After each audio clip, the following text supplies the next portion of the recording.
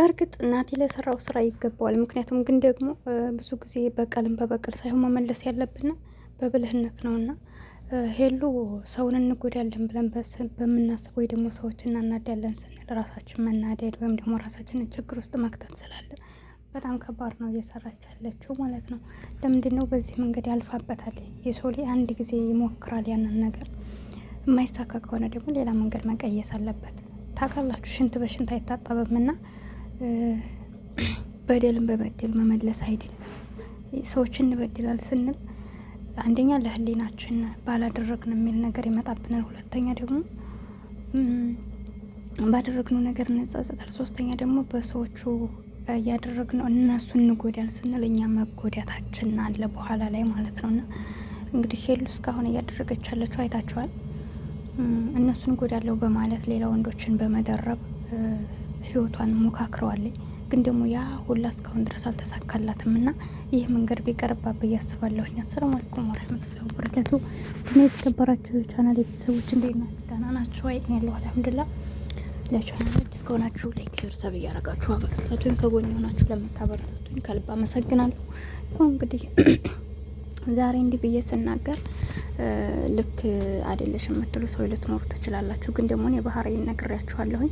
የሰው ልጅ ስለወደድኩ ብቻ ጥፋት እያጠፋ ልክ ነህ እያልኩ ማልፍ ሰው አይደለሁም።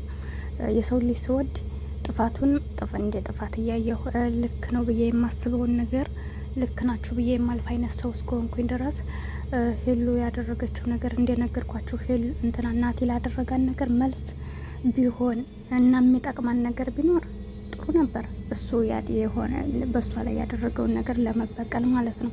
ግን ደግሞ በቀል ታውቃላችሁ ምንም ፋይዳ የለውም። በቃ በኋላ የሚጎዳችሁ ነገር ነው። ብዙ ጊዜ በህይወታችን አንድ ሰው ሲጎዳ እኛ መልሰን እንጎዳዋለን።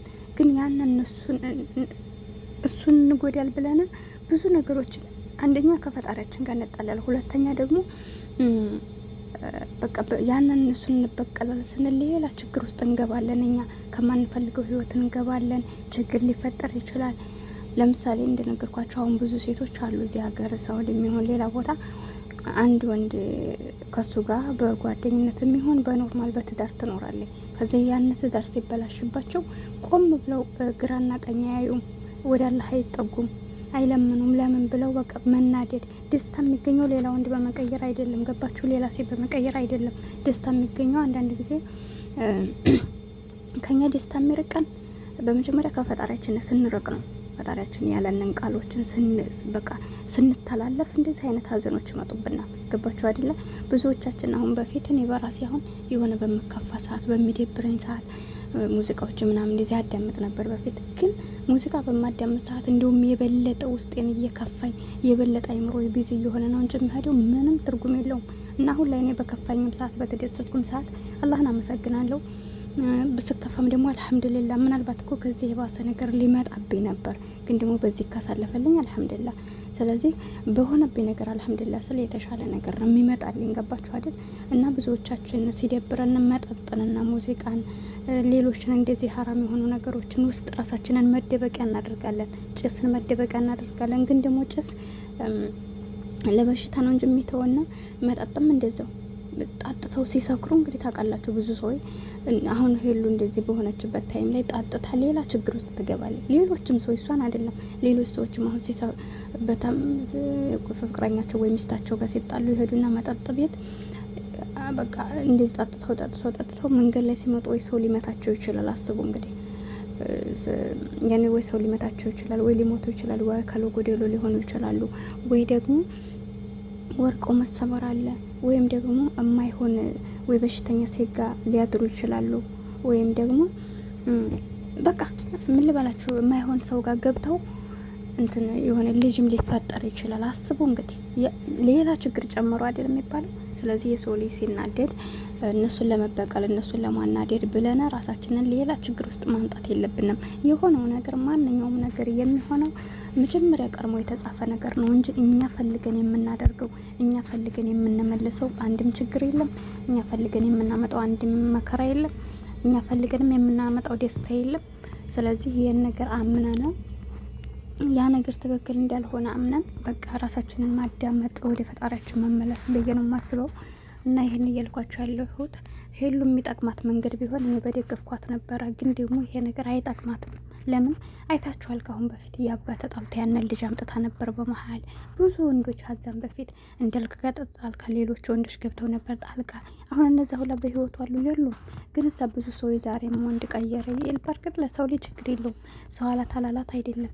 ነገር ግን ለእሷ የማይጠቅማን ነገር ከሆነ በዚህ ነገር መጓዙ ጥሩ አይደለም እና የሰው አፈም ሲያነሳነ ጥሩ ስላል አይደለ እንግዲህ ሄሉ ከአንዴም ሁለቴም ሶስቴም እንግዲህ አራተኛ ናቲ አራተኛ መጥቶ አሁን ደግሞ ይሄ ልጅ መጣ ተባለ። እንግዲህ ሳምንት ከዛ በላይ ሊኖር ይችላል። ይሄ ሰው አይታወቅም። ሲቀጥል ድንገት አምጥታ ጓደኛዬ ነው የምትል ማንም ሰው አያምንም። እኛ እናውቀውም። ይሄን ሰውዬ የማይታመን ነገር ነው እንደማታደርገው የምናውቃለን።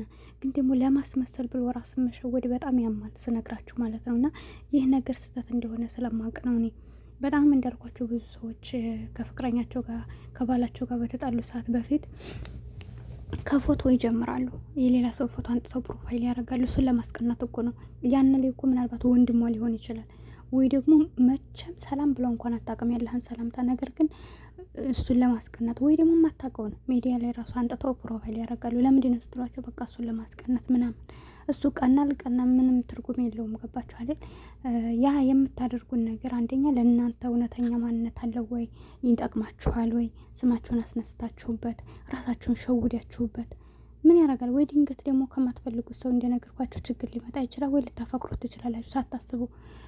በቃ ሌላ ችግር እየመዘዛ እየፈጠራችሁ ነው። ያነሱ ደግሞ ላይ ፈልጋችሁ ይችላል። እና እንደዚህ አይነት አጋጣሚ ይወስዳሉ። የሰው ልጅ ችግር በሚፈጠርበትም ሰዓት ላይ ቆም ብሎ ማሰቡ የተመረጠ ነው እላችኋለሁ። ናቲ ራሱን ለማውጣት ነው። በእርግጥ እሱ ያጠፋው ጥፋት ነው። በይቅርታ ተላልፈው ከሆነም ቢተላለፈው ብዬ ነው የማስበው።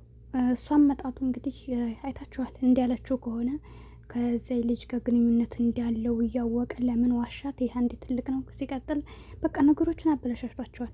በነገራችን ላይ ግን ደግሞ አንዴ እኔ እውነት የማውቀው ነገር ሄሉ የትም ሆና የትም በቻለው አቅም እሷን ለማስደሰት የሚጥረው ነገር ነበረ። ገብቷቸዋል። አሁንም ቢሆን ወደ እሷ ህይወት የመጣበት ሌላ አላማ ዝሎ ቢሆንም በሰዓቱ ላይ እሷ ጋር ከጎኗ ሲሆን ተደስታ የተናት ነበረ። ታውቃላችሁ አይደል? ፍቅር ስላለባቸው እሱም ሲያገኛት እሷም ስታገኘው ተደስተዋል። አሁን ላይ ግን ከእርሱ ተነግቷል። እሱም የመጨረሻ በተለይ በዚህ እንደውም ሰርቧታል። ተራ ሰውነሽ ምናምን እያላት ነበር። እና ስለዚህ የሰው ላይ ከተኳኋነ በሰላማዊ መንገድ ቢቀጥል፣ የማይኳኳን ከሆነ ደግሞ መጥፎ ቃላቶችን ጠባሳዎችን ተጣጥሎ ማለፍ የለበትም ብዬ ነው ማምነው ማለት ነው። እንኳን ከተማረ ኃይል እነዚህ ሰዎች እንግዲህ ከልጅነት እስከ እውቀት ብዙ ነገሮችን አሳልፈው ነበረ። ገባችሁ? ደግሞ ናቲ በጣም ኃይለኛ ልጅ ነው። አይታችሁታል። ሲማታ ራሱ ርህራሄ የለውም። ባለፈው ያን የጠፋ ቪዲዮ ለምን እንደው አይታችኋል። በጣም መቷት ነበር በጥፊ። ገባችሁ አይደል? እንኳን ዛሬ ወንድ ላይ ሆና አግኝቷት በአሻንጉሌት እንኳ ዋሽተው ማለት ነው። እና ስለዚህ እንደነዚህ አይነት ሰዎች ደግሞ አይጎዱንም ብሎ ማሰብ ይከብዳል። ገባችሁ?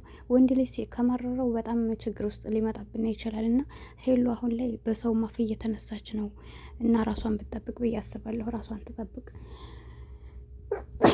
ስለዚህ ለትንሽ ጊዜ ራሱ ከወንዶች ብትርቅ ብዬ ነው የማስበው። ለማንኛውም እንግዲህ ልዑል መጥተዋል። ልዑልም የተናገረውን ሰምታችኋል። ትክክለኛ ነው የተናገራትና